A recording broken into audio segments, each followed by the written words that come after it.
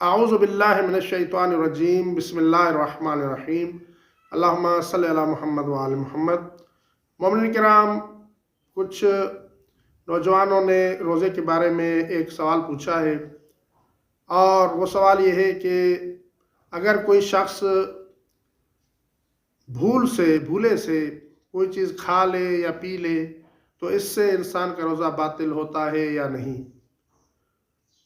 اگر کوئی شخص بھول جائے کہ اسے روزہ ہے اور وہ کوئی چیز کھا لے یا کوئی چیز پی لے تو دونوں صورتوں میں انسان کا روزہ باطل نہیں ہوتا۔